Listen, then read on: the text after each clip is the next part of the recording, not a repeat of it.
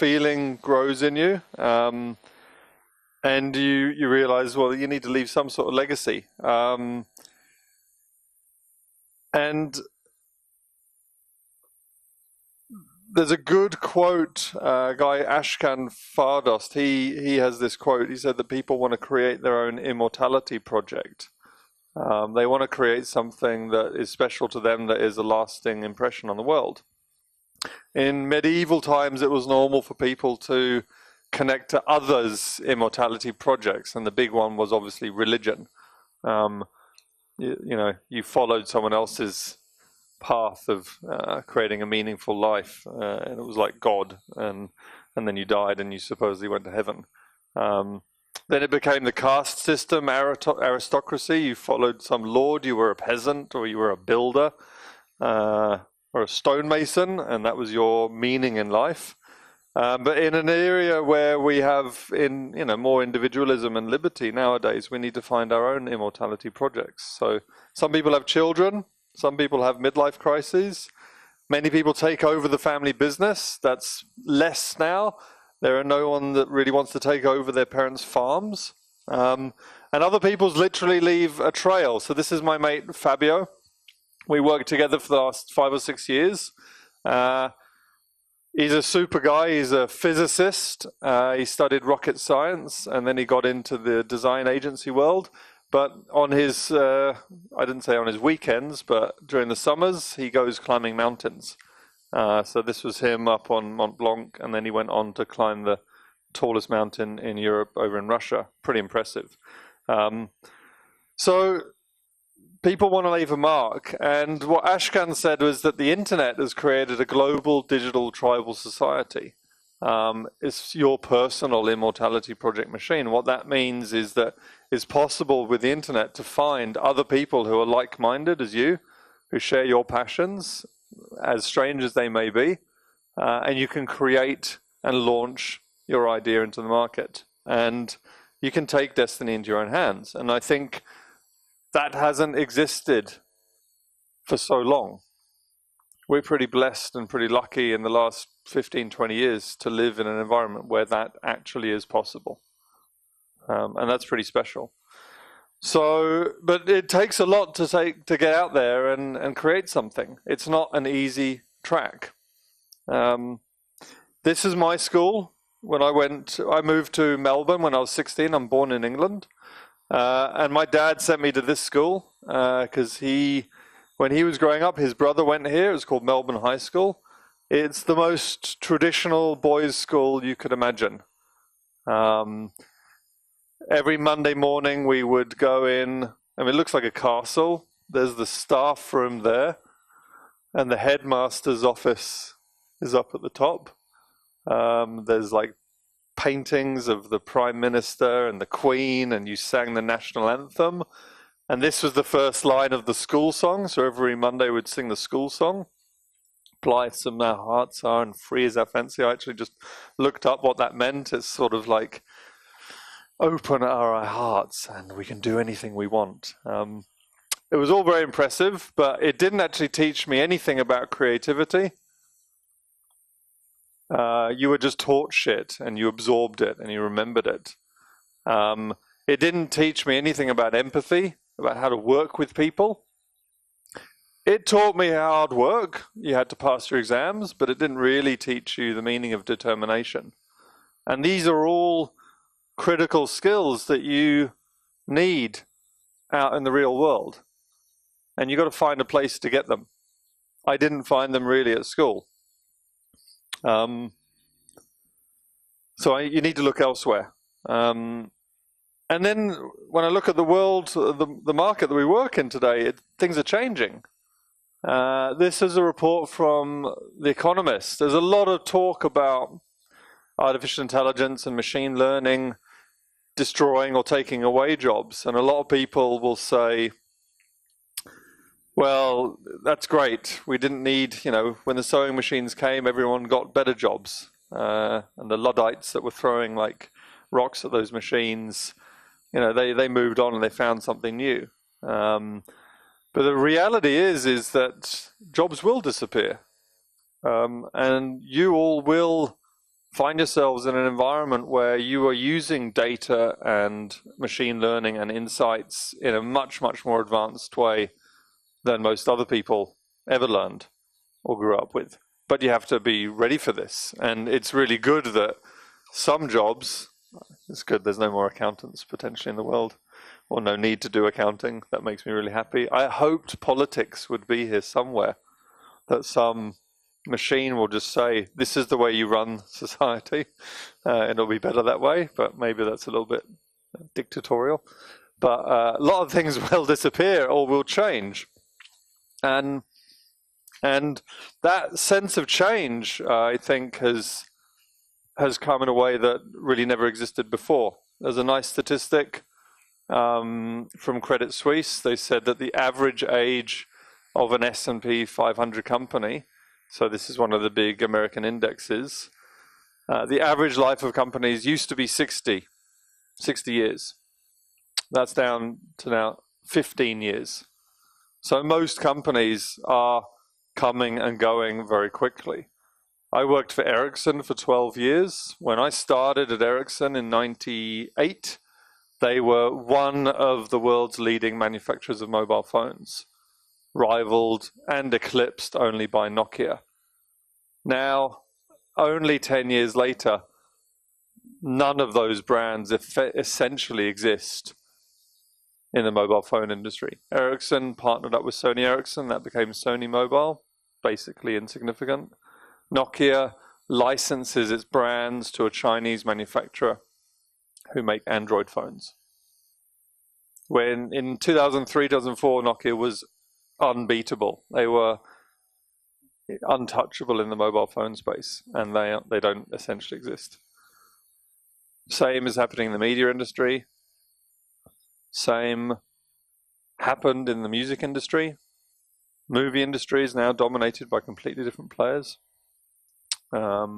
Things are changing, and it's important to have that in mind when you think about who you want to work for and where you want to be and what you're equipping yourselves for. So what we say is that what I think is two things. The barriers are down. So globalization and platforms like Steam and Netflix and Amazon enable you to launch a product directly to the market in a way that was never possible before. That doesn't make it necessarily easy to succeed, but it at least makes it simpler. It's not fun launching something on Steam without masses of marketing budget and a way to get awareness, but it is possible. The other reflection that I had is we've been through the last 15 years of, probably about 10, 15 years almost of very, very strong financial growth. There's not been a recession since 2008, so that's like, 10 years. You might think that companies were really making the most of their opportunities to innovate and create new products, but most of the established companies are actually becoming more and more conservative. They are getting lazy because they don't want to risk spoiling what is a good thing. And most established and larger companies won't sacrifice the next quarterly earnings report to try something dangerous. And this I saw time and time and time again the last 8 years working with a multitude of different companies, everything from H&M to Hemköp to Systembolaget to Expressen to you name it. Most companies have the potential to do something, but through one reason or another, politics, bad leadership, and a worry about the next quarterly release, they don't actually dare to do an awful lot. So it creates an opportunity to start something new and take a great idea to the market. So there was never a better time to start up your own company. It's not easy. Many fail, maybe even most, but there's a lot to gain from starting up. One of our colleagues, Lovisa Mulberry, she started up. She runs a business called Bikeaholic here on Gotland, and they are basically a premier bike store. But they're more than a store. They have a physical store. They have a digital online store selling really nice bikes. But they run a complete community, and they engage with their customers and build a relationship with them. And she suggested these 6 areas which she felt she got a lot out of having started a company. You learn collaboration for real. She runs this with her husband, Jonas, and you learn how to rely on people and how to team up. You learn the financials. You learn what it is to run a business day to day. You learn about where do you get money from if you want investment, what you need to do to balance a business. You learn how to sell both online and face-to-face. It's not easy. You learn the brutality of prioritization. I think this for me is one of the hardest things I learned designing products and services, was prioritizing away great stuff, because it was going to take too long to launch things and it was going to puff out a service or a product. You learn the importance of building a brand because the barriers are down, because it's so easy to launch a product. What makes something stand out is a really, really strong brand and a strong set of principles behind a company. That's one of the things I've started asking different game teams here when they've come to us, is what is behind. There is a game, but what is behind the game? What is the team behind it? What do you stand for? What are your principles? What is your brand? That's increasingly important. And of course, you learn the realities of running a company day to day. But as Emily says, and as you recognize, this is not easy. This requires determination. It requires hard work. It requires a hell of a lot of passion. And there are always setbacks. Things always take longer. It's not always easy to find the right contacts. It's not easy raising money. And that's where we are here to try and help. So what do? We provide knowledge. We provide access to financing. We will now provide workspace, a place to sit. So we are just about to embark on a little program of activity to rejig our workspace here on the campus to make it possible for teams to sit with us. And already now, with different companies that we have been supporting, we notice when they just happen to sit with us during an afternoon, they start talking to each other. They start connecting together things. They start finding solutions to each other's problems. And the last thing we do is provide contacts. Everything, if it's contacts for legal help, for financial advice, if it's contacts for finding publishers, if it's contacts for how do I launch a website, how do I launch a commerce site, how do I find an industrial designer, how do I find a digital designer, how do I find programmers. All of that is something that we now build up. Being here on Gotland, we work across principally 4 areas, or we would like to focus on 4 areas. We don't exclude any ideas or areas as long as they have a potential benefit to the island here. But one thing that is happening that is very special is the focus around renewables and energy. The food and grocery, the production of food is another major area on top of agriculture. There's a huge amount of innovation around that. Gotland is a really, really strong hub of competence for tourism, and a lot of other regions really treasure that. And we have the game development domain here, where there is great competence, there is a lot of experience and a great track record. There may be, or there are opportunities to make that even better. And that's what I think we feel is a collective mission that we have before us, together with the university and together with the established companies here. There's a long way to go. But those are the 4 areas that we're focusing on right now. So a few examples of companies that are launching. And like I said, this is diverse. This is across the board. But this is the most recent product launch that we have, which is a product called Heather. And it's created by Emma Hellstrom. She came upon this idea after herself having suffered from a lot of different medical conditions. And realizing that most offices in the world, most workplaces were designed by men at a temperature that men find comfortable, and most women find them too cold.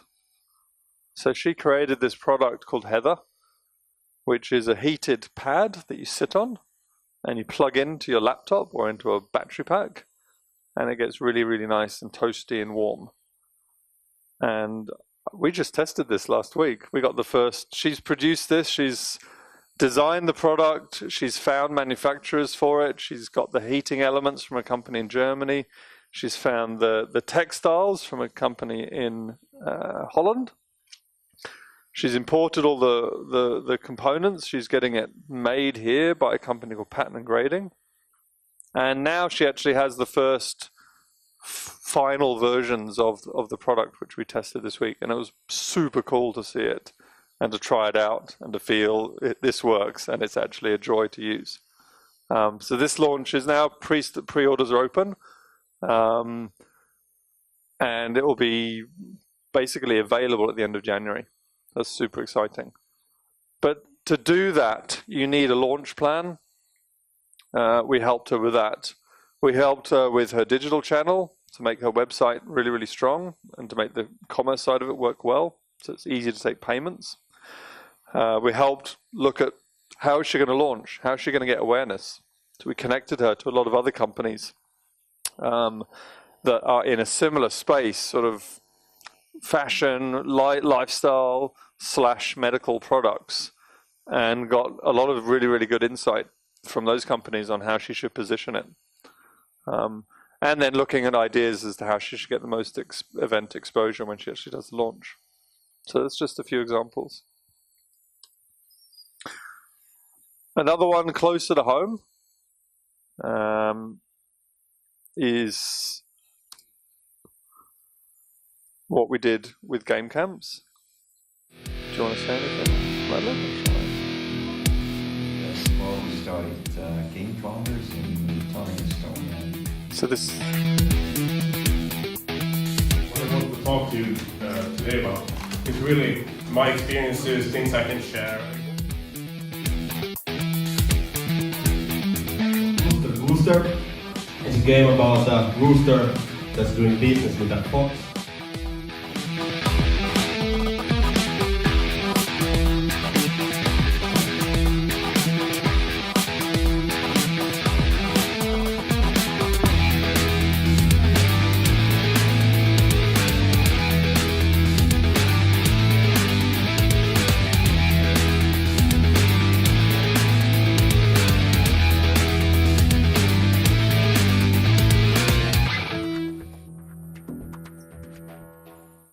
So the aim was to set up ultimately 10 international game companies across the Baltics and to do everything to see that they could succeed. So over 4 events, 4 sort of weekend-long events, focusing on everything from game design and development to business modeling, building your pitch, positioning your company.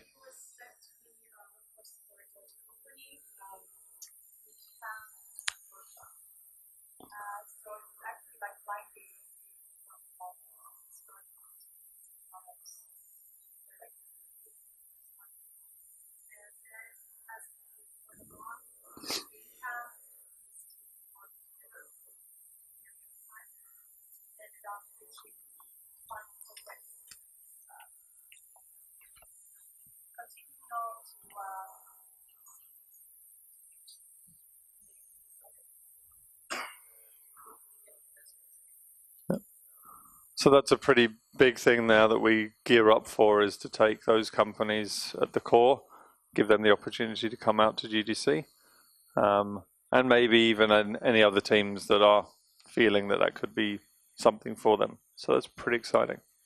All right, so that's a little bit on the gaming side. One thing that we reflect, and this has really been based on your feedback, whenever I've spoken to both members of the faculty as well as students, my question has always been, what would you guys need in order to get help to successfully develop, design, and launch games? And things like having a place to sit, having contacts with publishers, with especially indie publishers, getting a good network. Those are the sort of things that I've taken from your feedback. And that's something that we take in, and that we're working to integrate into the incubator overall. So a lot of focus and a lot of attention on, what you guys want and what you guys need. A few other companies then, in totally different industries, and think about this. We'll come back to it in a short while, but think about this when you think of the skills that you have in design, in development, in program management, and the value that they represent for other industries and for other startups. So this is Geospatsia. This is Michael, he studied archaeology originally. He came to Gotland because of his fondness for archaeology. But he's a 3D scanning expert. So he focuses on photogrammetry, which is basically a technique to 3D scan objects using optics. And what you see here is the first trial of their product, which is basically a huge mount that goes on top of a conveyor belt above factory lines that are producing metal parts. And they are photographed in line on the conveyor belt, scanned and analyzed for deficiencies. So if the holes or the cut lines or the bends or whatever are outside of tolerance, then you can instantly basically identify those parts and pull them off the conveyor belt. Normally, today in the industry, this is an offline process. So you produce, say, 2,000 products or cuts of one part. You take one of them into a room and you put it on a special mount, and then this machine manually scans it, or a person manually tests each hole to see. And if that one piece is faulty, then they throw out the whole run. Whereas what they've created is a system to scan and analyze instantly products as they pass on the conveyor belt. So there's and the sort of things that he now needs is that they want to increase the speed of that analysis. So they look for people that have experience in 3D and using GPU for high-speed computational logic. Maybe there's someone here that has done some 3D shit. Maybe, I don't know. So there's a lot of good needs and a lot of good things that you guys can get involved in that may not be totally related to game design, but leverage the skills that you've built up. This is super interesting. Another company, maybe a little bit further away, but also still heavy on the analysis side, is a company called Weiler. And what they do, they're based down in Hemse. They optimize the efficiency of wind farms.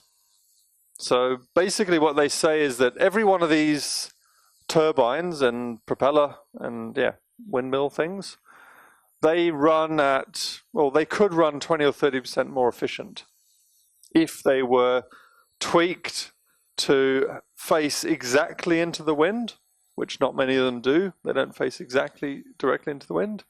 And a lot of them need extra fabrics and materials on the blades that can increase the performance and the follow-through of energy into the turbines. And so what they do is a bunch of analysis, number crunching, and then they go out and improve the efficiency of these installations, which can be huge in return for the owners.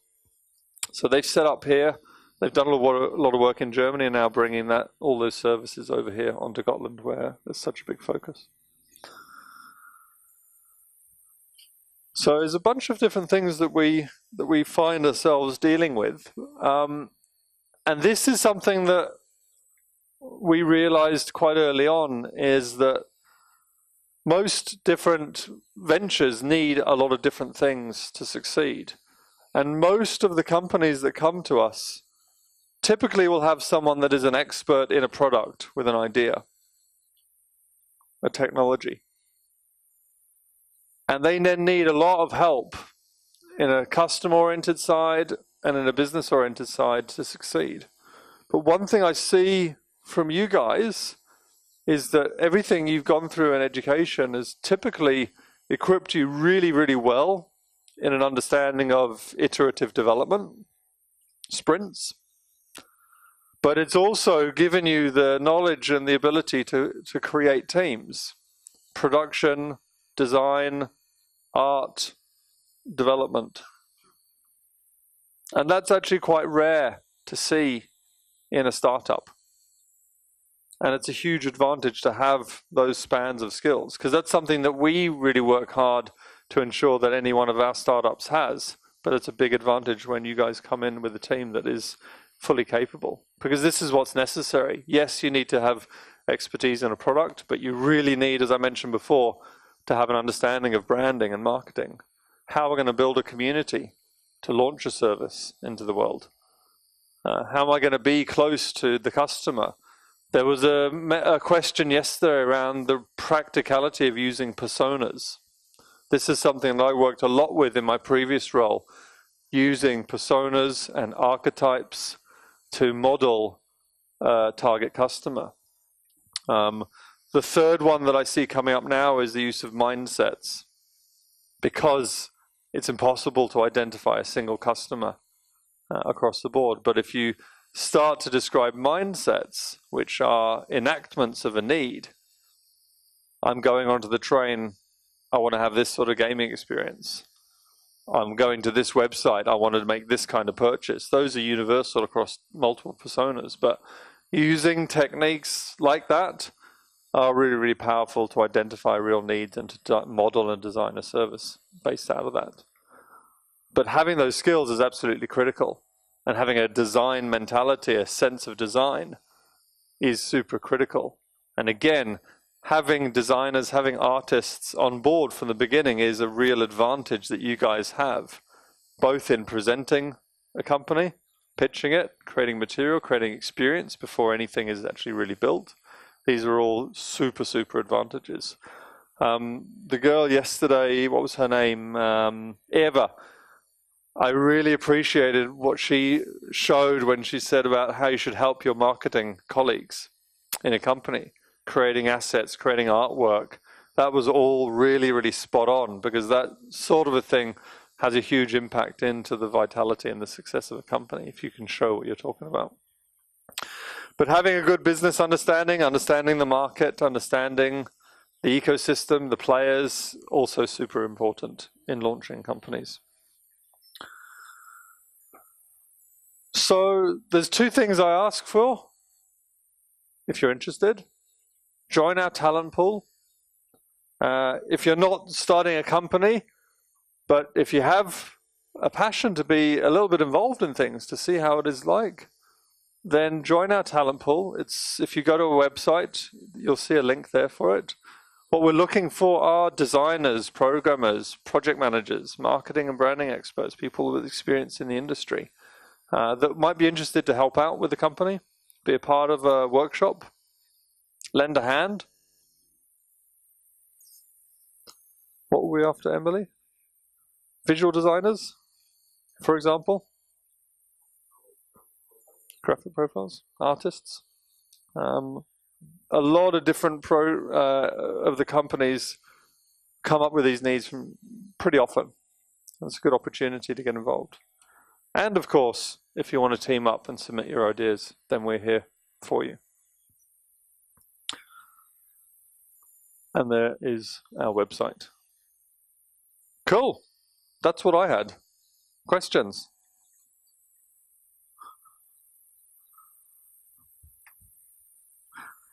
Yeah. Go on. Yeah.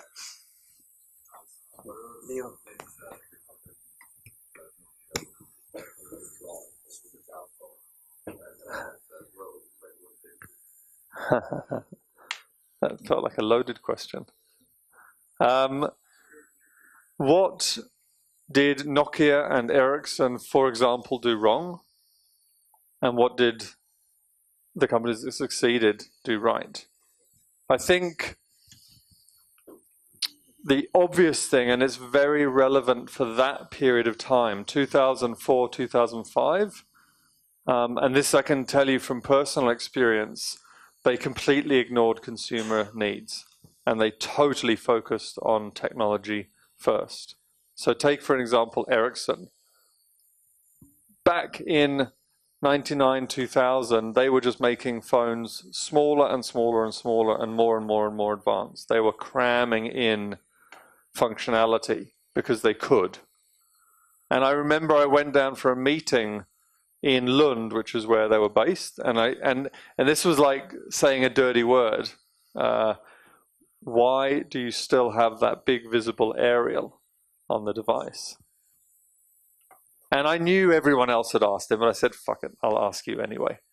And the guy just looked at me in this really, he was one of the lead design product engineers, and he just said to me, the signal to noise ratio of having no physical aerial is just too bad and people won't be able to receive phone calls. So we decided to keep the aerial. And it was bullshit because the phones functioned perfectly well. And Nokia at that time, which was their major competitor, was just throwing out awesomely designed phones with what seemed like silly things like ringtones and logos. But they created consumer delight. And that was the beginning of the downfall. And it was a really, really sharp downfall. And that lent on. So the same thing happened when iPhone came out. Nokia banked on Symbian as its operating system. How many people have a Symbian phone still? Come on. And again, we're sitting in the same meetings. The user experience of Symbian sucks. Why don't you improve it? Or why don't you dump it? Why don't you go for Android? No, Symbian is the best. We're sitting in these meetings in Helsinki, and they just couldn't accept that something was better, creating a better customer experience, which was then iPhone, and the rest is history. It's pretty, in broad terms, if you are successful, make a lot of money, and you get arrogant, and you don't stay sort of hungry, then bad things happen. And that's, for me, the best example of what happened. Spotify is a great customer experience. All the music you can eat, either for free with adverts, or you pay 99 crowns. That was completely alien to the music industry. It's better user experience, and that we don't really buy CDs anymore. Cool. And Yeah, well, for that then, like, as you're saying, that that's now companies are leaving the guard down again. What is it still the customer need, like focusing on what matters? For certain industries, it is that. Banking industry. Banking industry is not customer oriented because they are so successful and they're so fortified, they're so well defended that essentially Swedbanks and SEBs and Nordeas and Handelsbanken's experience are essentially the same. They don't really offer you any great value. I don't know how many people have applied for a mortgage. Okay, it's slowly getting better now, but a lot of banks really haven't improved their customer experience. So it's still hard, and the biggest problem is the prioritization of creating something of customer value that might cost a lot more money, that will reduce your returns or your current quarterly returns. And when it gets to the leadership of most companies, most of them won't make that compromise. That's, for me, the reality. I worked a lot with supermarkets selling groceries online. And the biggest opportunity we saw then was to help people with nutrition, help people make vegetarian food more easily. Teach me how to be a great vegetarian cook. Teach me how to make nutritious food. that's something that could create loyalty as opposed to offering me 2% discount on all of my purchases. But people don't see the value.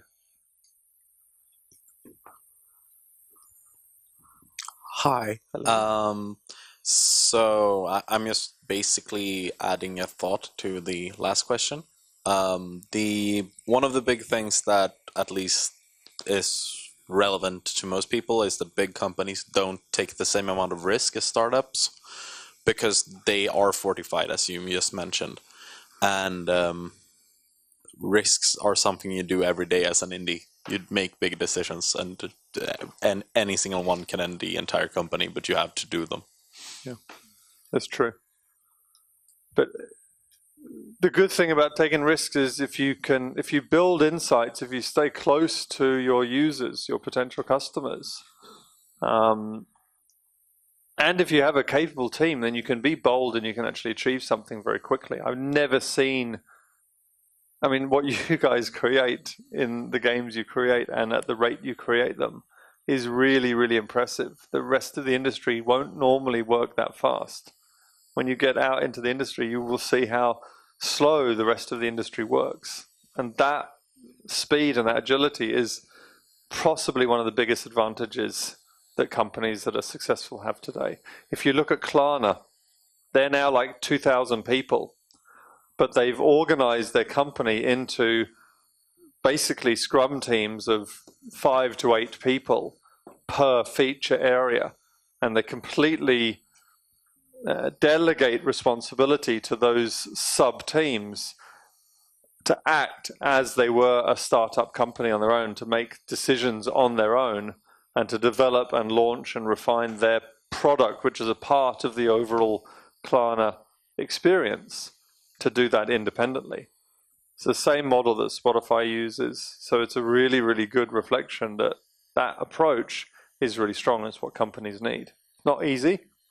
It's hard to integrate, but definitely one of the reflections on how to do things successfully.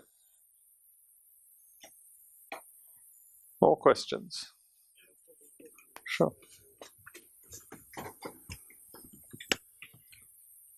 Yes. Hi. I'd like to ask you back to SPG. What do you see an advantage to start up a company here in Gotland and compare, for example, with Stockholm or some other like a more tabled hubs and areas? Why would you start up here? Yeah. That's a good question. Like, why not? If you identify some like key advantages, I mean, like which you can propose to the speed, entrepreneurs. faster decisions, access to capital much quicker and easier. So Stockholm is busy, and there is a hell of a lot of talent and a hell of a lot of noise. So I don't say that every startup should start up here at all, because the name of the game in the startup scene is, of course, contacts and proximity to customer. But one thing that I reflect on is that whenever I'm back in Stockholm, it's bloody hard to get people's time, and people are running around like headless chickens. And what matters for a startup, what matters for launching a product in any one of these sort of sectors is proximity to where real shit happens. So there is no point in trying to launch a startup in Stockholm in the energy space if you're not sitting on the right equipment and the right exposure to test your ideas on the market. So what I've seen and what I really like about working in an incubator here is that we have proximity to the markets that are of interest. We have really, really close connections. When you sit on an island like Gotland, everybody knows everybody. And it's not just people in running the organizations and running the government here, but it is a lot of people that are expats or people coming down and spending their time on Gotland. So it's very, very powerful from a networking perspective. So we get decisions made much quicker, and we get access to competence much quicker. And then there's a peculiarity about financing and getting capital. It's never easy, but there is a there's basically an understanding with the state investors like ALMI and other partners that they really are happy to invest in companies outside of the big cities. So it makes access to capital a little bit easier than when you are competing against a lot of other startups at the same time in bigger cities. So do investors and venture capitals recognized Gotland as a hub in these areas of energy, food, tourism, and gaming? Yes, for those, yes. This we have to work on. Not yet. Yeah. But I would say that Almi Invest, for example, has invested a lot in Eat, Create, Sleep and a bunch of other ventures. So that has been done, and that is well recognized. So does it mean we are waiting for the success stories? I'm waiting for good ideas. Yeah. But ideas is the one side. The second side is to promote success stories. Yes. Do we have some? In these spaces? Yes. Yeah, some of the ones I presented now and some of our other graduates have really been successful. Via Spazia, for example, these guys are setting things alight because nobody can do this. Nobody can scan equipment live on a conveyor belt today.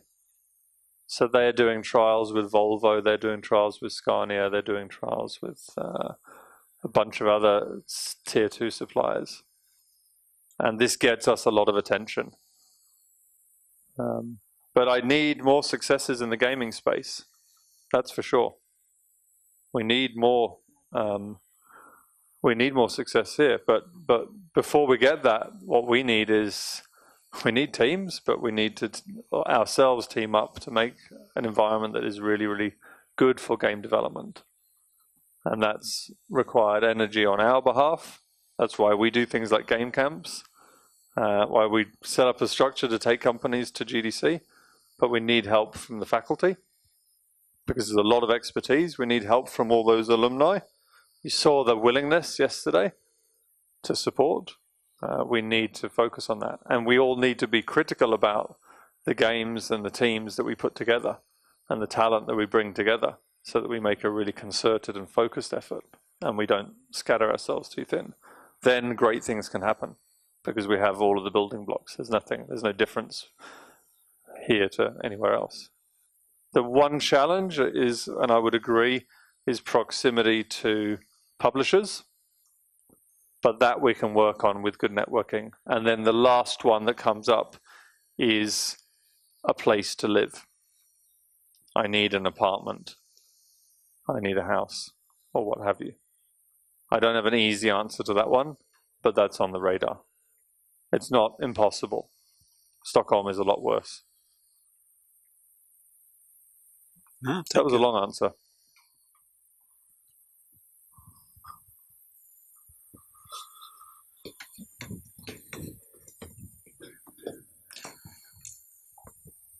So you mentioned how, like, all of these, you need to know, like, what is the benefit to Gotland, like, with your idea, and you can see, like, with energy, food, and tourism, like, the connection. But where do you see the connection with gaming? Like, how can games bring a benefit to Gotland? So there's a direct thing. We are funded by Region Gotland and Uppsala University. So if we invest, the university side of our funding directs us to really support the local faculty. That creates an impact for the university and for the region. So that's one thing. If companies found themselves like Eat, Create, Sleep and build and employ people, that's the most significant material impact for the island. People have a place to work. So that's a direct impact. But there are a number of ancillary benefits that a healthy game design and game development capability represent, because many of the mechanisms and capabilities that exist here are immensely valuable in creating experience for tourism. One of the biggest problems for visitors to Gotland is that they don't know where to go. There's not a lot of good material an engaging material and engaging experience to find different places, different tourist destinations. So there's a lot of game mechanics and sort of media mechanics that I would expect can have a spillover effect into other spaces. Thank you. Yeah.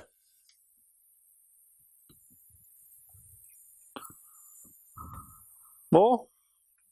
Saturday? It's party time soon? Well, in this case, I do have a question for you. Based on everything you showed us, you are essentially a generalist incubator, an investor, if you will. So, considering the issues we have here on the island, both with proximity, housing, etc., why should we choose you as a partner over specialists in our area, such as, for example, the incubator or other entities that are across Europe and across Sweden? Well, I guess it's okay. So if you were to say generalist versus specialist, in essence, but it's like, since you have done so many other things and you said yourself you're new to gaming, yeah. Why would we as an independent game startup choose to go with you over somebody that we know has the expertise in our industry? Sure, you can move to Gotland and incubate yourself there. That's one alternative, right? It is. Yeah. So that's what I'm saying is, I mean, we're all here. We're all right now living on Gotland. To me, it's a shame to say, well done, you've graduated, now move to Gotland or land in Stockholm. What you will get from Gotland is more established contacts to publishers today. But there's nothing to say we can't do that and set that up right now. But all I need is a little bit of momentum and a little bit of determination from you guys here to dare to try things out here right now. Because I don't for a second, and believe me, I don't for a second say we can't replicate the exact same experience that others may have already today. But you don't start like at 10, you start from where you are. We already help gaming companies today. We already do a shit ton in promoting and setting up those companies and getting them exposed on the market. We already help them get financing. So I don't see the delta that much, to be honest. All right, thank you. In that case, as the other student mentioned before, it'd be great if you put a bigger emphasis on that in your next presentation, because right now you showed a lot of the other things you help with, but we need to know more about how it applies to us often. Well, what are you lacking? This is the good bit. What are you lacking? Well, I mean, as you mentioned, like, you're new, so success stories might not be here, but you mentioned you had a lot of companies, whether it be with funding or exposure. Yeah. Examples of these companies or the results achieved through exposure and investments you got would be great. 600,000. Yes, but it's not gaming related. That's what my okay. point. How much funding has Eat, Create, Sleep received? Yes.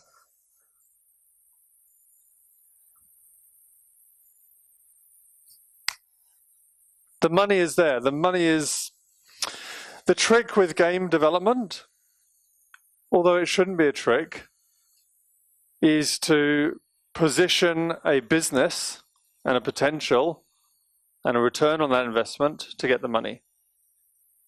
That is a little harder in the gaming industry for investors like Almi or Region Invest or certainly the VCs in Stockholm. But it is absolutely not impossible if you pitch a strong game idea and a strong team and a strong plan of attack. So the money, I think, is less of an issue because you can build a community and get things going. The trick for me is coming over the fact that Steam and these other platforms are such an open market and getting exposure when you launch. That, to me, is a big challenge. But I want to know what else it is that is attractive to you and to others that would mean that you would move to another region of Stockholm to incubate. Now's the time. Let's have it.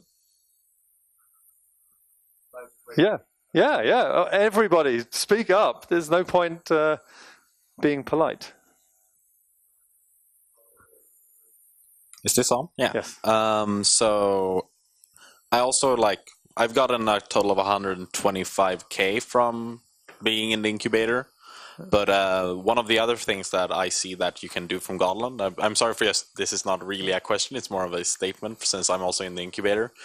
One of the big things we get here is the more personal approach to speaking to people. When people are here, it's more personal and less just super formal. There are informal and personal meetings in Stockholm and in Skövde and in other regions, but it's much easier to talk to people here than in those other regions, and that's a big upside. But one of the things that I like to see from incubation is more like how can, like you've already mentioned all the how can we help with these things, but like proper large industry connection people, like marketing experts from Paradox or other bigger companies. That would be awesome to get like a one hour sit down with these people and like, this is my marketing plan, what do you think about it? So that's one of the things I would love to see. And I'm just spitballing. And one of the things that would keep me is more talk about how can we build a route to survival, like how do we build a route to getting your company set up, an office, blah blah blah, all of this, but without the we're gonna give you all this, but more like what do you need to get to this point, and how do we get there? Like that kind of setting down and setting up that plan would be awesome. So cash flow. Yeah. Two really valid things.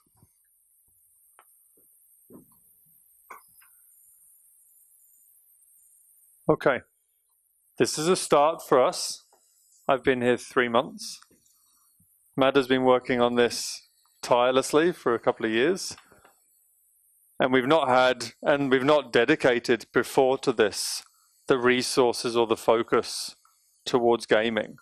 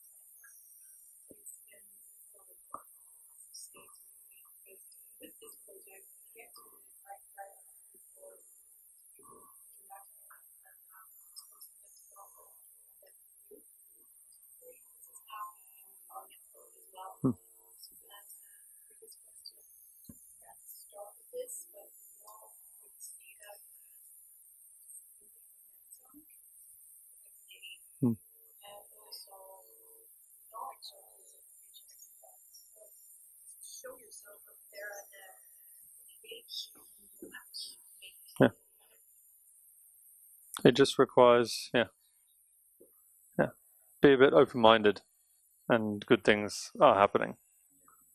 And we're fun people to work with. And we have fun. All right, that's it. That was long. Thanks a lot.